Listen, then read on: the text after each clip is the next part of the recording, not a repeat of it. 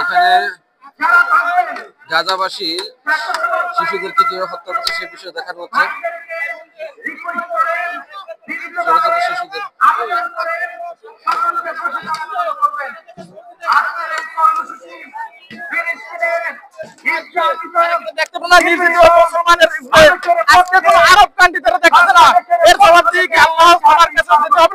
অবশ্যই দিতে হবে।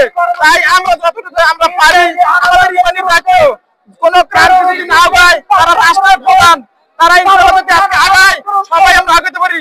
একবার আমাদের বলুক যে তোমাদের ফিলিস্তিনি যে ইসরায়েলের বিরুদ্ধে ঝাঁপিয়ে পড়তে হবে, আমরা গোটা মুসলমান ইনশাআল্লাহ সবাই ঝাঁপিয়ে পড়বো।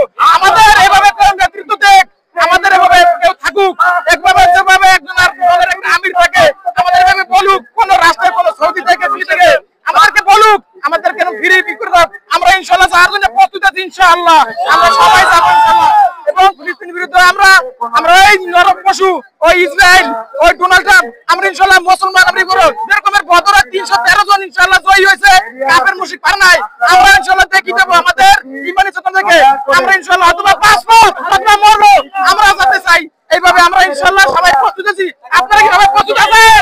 ইনশাআল্লাহ আমরা প্রস্তুত আছি। নারে তাকবীর, আল্লাহর তাআলার জওয়ান যদি নাম শুনে কাফের মুশরিক দেখবেন তাদের কি লঙ্গি পায়খানা করে দেয়, ঠিক আছে? আল্লাহর নাম কেউ শুনে, ঠিক আছে?